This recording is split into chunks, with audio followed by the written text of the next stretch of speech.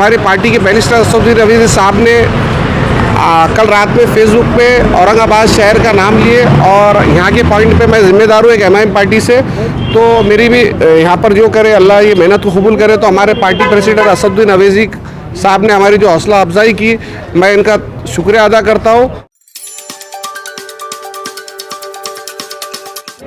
आप लोग देख रहे हैं औरंगाबाद अपडेट्स। मैं हूं अल्ताफ हुसैन। फिर एक मरतबा हम लोग पहुंचे हैं बाबा पेट्रोल पंप के पास। जैसे इससे पहले हमने बताया था, वासे पटनी साहब रफत यार खान ये एमआईएम पार्टी से हैं। वासे पटनी साहब किसी सियासी ताल्लुक नहीं रखते हैं, लेकिन आज जो इन्होंने ये काम किया है ये काबिल तारीफ है। अपने आप में एक बहुत बड़ा एक गर्व की बात है। हमारे साथ वासे पटनी साहब मौजूद हैं, इनसे बात करेंगे। सर, अब तक कितने लोग पहुँच चुके हैं अपने घर पर यहाँ से? अभी तक करीबन 17,000 के करीब, राउंड ऑफ मिनिमम 17,000 18,000 के करीब लोग जो है वो सही सलामत अपने घर पे इस हेल्प डेस्क के ज़रिए जो है पहुंच चुके हैं यहाँ से। हाँ जी, यहाँ से। और ये करीबन 14-15 दिन हो गए हमें ये हेल्प डेस्क डाल के। हाँ, औरंगाबाद के पूरे commissioner of police mister Chiranjeevi Prasad साहब जो है वो, उनका ये एक ब्रेन चाइल्ड था कि वो चाहते थे कि भाई औरंगाबाद के हाईवेज़ के ऊपर जो है इस तरीके की सुविधा हो, तो हमें उन्होंने ये एज अ वॉलंटियर बना के जो है खिदमत का मौका दिया।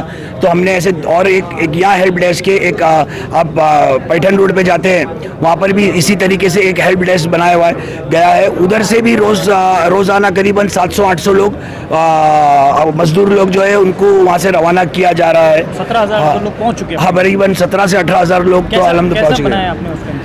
अभी हम लोग क्या करते हैं कि जो वॉकिंग चल के जो आ रहे हैं माइग्रेंट्स, हाँ, वो माइग्रेंट्स जैसा यहाँ आते हैं वो उसको जो है यहाँ पर जो भी होता है वो अभी रफत भाई आपको बताएंगे यहाँ के जो जिस तरीके से यहाँ काम हो रहा है। मैं आपको जो किस तरह माइग्रेंट्स के बारे में बताता हूँ कि हम एक तो जो है हम लोग ने हमारे कंपनी के हमारे दोस्तों के ट्रक्स जो है वो हाईवेज पे रखे हुए, जैसे अभी देखो 2 ट्रक्स वहाँ खड़ी हुई है। तो ये जो है ये राउंड मारते हैं हाईवे कॉर्नर्स के ऊपर, जहाँ पर भी माइग्रेंट्स इनको दिखते उनको कलेक्ट करके यहाँ सेंटर पे लाया जाता है। सेंटर पे लाए जाने के बाद जो है यहाँ पर उनका पेपर वर्क होता है। पेपर वर्क होकर जो है यहाँ की जो टीम है उनके हवाले करा जाता है। हाँ, चलिए, ये थे रफत यार खान साहब जो एमआईएम पार्टी से ताल्लुक़ रखते हैं। सर, कैसा निज़ाम बनाया जाता है उनके घर पे पहुंचने तक के? उनके घर पे जाने के पहुंचने का जो इंतज़ाम है हमारा, आप देख रहे हैं यहाँ पर पॉइंट जो है, यहाँ पर हम लोग इंतज़ाम जो करें यहाँ पर, तो यहाँ पर जब वो लेबर्स हमारे पास यहाँ पहुँचते हैं तो हम उनसे पहले पूछते हैं आप आ रहे कहाँ से, आपने खाना खाए क्या।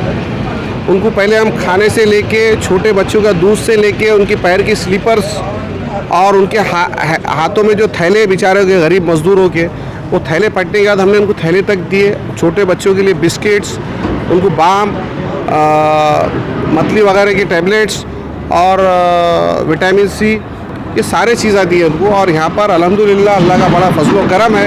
औरंगाबाद के शहर के नौजवानों का और यहाँ के जितने साथी हैं, मैं इनका शुक्रिया अदा करता हूँ। इन्होंने हमारे को बहुत बड़ा सपोर्ट किया है और अल्लाह के करम से औरंगाबाद एक तारीख़ी शहर है और यहाँ की एक तासीर है यहाँ के नौजवानों में और यहाँ के जितने औरंगाबाद शहर वासियों में।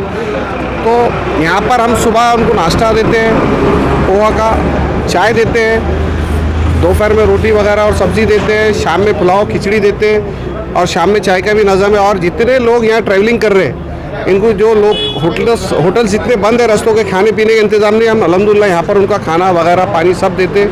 और यहाँ पर जितने गाड़ी आ रहे पंक्चर हो रहे हैं या मैकेनिक का प्रॉब्लम आ रहा है, कोई कार इलेक्ट्रॉनिक प्रॉब्लम आ रहा है, ये सारे प्रॉब्लम हम यहाँ पर बैठ के शॉर्ट आउट कर रहे हैं। और उसके अलावा ये छोटा सवाल ये है, जब वो यहाँ से लोग जाते हैं तो आपसे कांटेक्ट हो पाता है पहुँचने के बाद? अभी मेरे को बहुत सारे फ़ोन आए यहाँ से, जो सिंगल थे, डबल लोग थे, कुछ फैमिली के, इनकी वहाँ पर यूपी थे, एमपी थे, जितने विदर्भा साइड है, नागपुर, खंडवा है, ये जितने बॉम्बे पुणे से लोग आने जाने वाले हैं, इन्होंने अपने घर से अपनी फैमिली के साथ मुझे बात की है और ये उनके फैमिली रो रो के हमको दुआएं दे रहे थे औरंगाबाद वालों को और हमारे ग्रुप को। तो ये सारे चीज़ें जो है हमारी पार्टी के बैरिस्टर असदुद्दीन अवैसी साहब ने कल रात में फेसबुक पे औरंगाबाद शहर का नाम लिए और यहाँ के पॉइंट पे मैं ज़िम्मेदार हूँ एक एमआईएम पार्टी से, तो मेरी भी यहाँ पर जो करे अल्लाह ये मेहनत को कबूल करे। तो हमारे पार्टी प्रेसिडेंट असदुद्दीन अवैसी साहब ने हमारी जो हौसला अफजाई की, मैं इनका शुक्रिया अदा करता हूँ और इंशाअल्लाह हमेशा एक काम को हम अंजाम देते रहेंगे। खुदा हाफिज़। इसके बाद में हमारे साथ जो है एक ऐसी शख्सियत जुड़ने जा रही हैं, माजी विरोधी पक्ष नेता ज़मीर कादरी साहब, ये खुद एक मीडिया के पर्सन है, ये इनका एक अपना अलग मकाम रखते हैं, बात करते हैं तो आग उगलते हैं, इनसे बात करेंगे। सर, आपको नहीं लगता कि गवर्नमेंट को जो सारी चीज़ें अवेलेबल कराना चाहिए थी, गाड़ी है या बसेस है, जब लॉकडाउन लग रहा था उससे पहले, उसके बारे में क्या आपकी सोच है? सबसे पहले तो हिंदुस्तान के वज़ीर आज़म जो नरेंद्र मोदी साहब हैं, वो जब फैसले लेते हैं तो बहुत अर्जेंट लेते हैं। हर फैसला उनका बहुत अर्जेंट हुआ। लॉकडाउन में भी उन्होंने वक्त नहीं दिया कि लोग इधर से उधर हो सके, या यानी आगे क्या सिचुएशन होंगी, लोगों का फाइनेंशियल कंडीशन क्या होंगी। ऐसा हुआ कि जैसे ही लॉकडाउन का फैसला हुआ उसके बाद लोग इतने परेशान हो गए कि कुछ लोग तो ऐसे हैं कि जिनके बच्चे हैं तो छोटे छोटे मासूम बच्चे यानी शहर से दूर थे, वो भी 20-20 दिन 25-25 दिन अटक गए। इंतज़ामिया बिल्कुल है तो कार्रवाई करने को तैयार नहीं थी। महाराष्ट्र के मुख्यमंत्री ने बेहतर कार्रवाई की, काम किया, वो कोशिश करते रहे शुरू से उद्धव ठाकरे जी, मगर सेंट्रल गवर्नमेंट मेरी नज़र में पहले भी नाकाम थी और अब भी नाकाम है। और ख़ास तौर पर आज जो ये लेबर की बदुआएँ, उनके पैर के छाले जिस तरह है, और वो अपने घर पहुंचने के लिए अगर वो यूपी के बॉर्डर तक पहुंचते हैं तो वहाँ पर यूपी में जो वहाँ के वज़ीर आला जो एक हिटलर शाही का निज़ाम रखते हैं, वो वहाँ पर रोक देते हैं, फिर कांग्रेस की बसेस रोक देते हैं। पर लेबर इतना हरीश शायद उनकी ज़िंदगी में नहीं होंगे। 1400 साल में पहली मर्तबा ऐसी तारीख एक लिखी गई हिंदुस्तान में जिसे कोई भूलेगा नहीं, कोई हिंदुस्तानी नहीं भूलेगा। ख़ासतौर पर ये जो गरीब लोग हैं, जो मुफलिस है, तंग दस्त है, जो सैकड़ों मील 1400 मील, कोई ये तो 1000 मील पैदल चले यार, ये हिंदुस्तान में ऐसा हो सकता है? हम हिंदुस्तान को समझते थे कि बहुत ऊंचे मुकाम तक पहुंचेंगे, लेकिन आज लगा कि हमें तो बिल्कुल सिफर है। हम इन गरीबों के पेट में रोटी नहीं, अरे भूखे मर गए कई मजदूर यार, सड़कों के किनारे उनकी लाशें मिल रही है। आप देखिए कई लोग है तो भेड़ बकरियों के जैसा है तो ट्रकों में भर के गए। 3 एक्सीडेंट हो गए।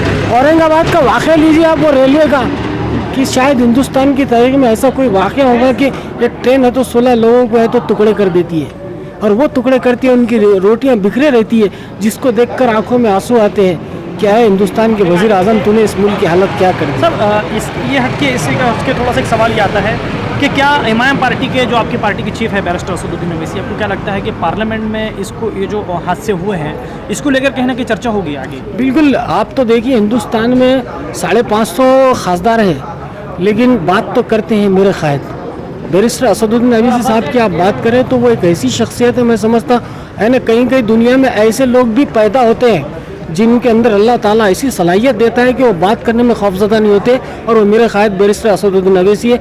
मुझे पूरा एतमाद और यकीन है कि वो पार्लियामेंट में जब भी खड़े रहते हैं हक़ की और इंसाफ की बात करते हैं, और मज़दूरों को लेकर मैं समझता हूँ असद साहब तो करेंगे बात, लेकिन दूसरे खासदारों का भी है तो फ़र्ज़ बनता है कि वो ये बात उठाए कि हिंदुस्तान की हुकूमत पूरी तरह नाकाम रही है इस मामले में। आज है तो आप देखना थोड़े दिन के बाद हिंदुस्तान की हालत और ज़्यादा ख़राब होने वाले हैं, लूट मार की सिचुएशन होगी, क्योंकि ये जो लेबर जा रहे हैं ये काम क्या करेंगे, और जब उनके पेट में रोटी नहीं रहेंगी तो लूट मार करेंगे। आप देखना सिचुएशन ज़्यादा ख़राब हो सकती है। अब भी हालात है कि हिंदुस्तान में इनके जो पैकेज, आप 20 लाख करोड़ रुपए का आपने जो पैकेज दिया था, उससे गरीब लोगों को कोई फ़ायदा नहीं है। वो एक ऐसा पैकेज बनाया गया है तो बैंक को आप लोन लीजिए, मतलब जो बड़े लोग हैं, जो सनतें हैं, उन्हीं का फ़ायदा होने वाला है। ये गरीब मुफलिस तंगदस्त और तंगदस्त हो जाएंगे और परेशान हो जाएंगे, और हिंदुस्तान का तो मैं समझता अल्लाह ही मालिक है कि आगे क्या होगा। मैं तो दुआ करता हूँ कि अल्लाह इस मुश्किल दौर से हिंदुस्तान को निकाले, मेरे देश को निकाले। देख सकते हैं माशाल्लाह जो 14-15 दिन से जो हमारा काम चल रहा था हेल्प डेस्क का, उसकी सराहना करते हुए हमारे मिल कॉर्नर के सफदर भाई और उनके साथ दोस्त अहबाब रफ़त यार खान अब्दुल वासे पटनी का यहाँ पे सत्कार करने के लिए आए हैं। तो शुरुआत करते हैं हमारे सफदर भाई से। हमारे फारूक भाई, सत्तार भाई, एहसान भाई, ये हमारे रफ़त यार खान की हौसला अफजाई के लिए यहाँ पे आए हैं। सईद भाई है माशाल्लाह, फारूक भाई भी है।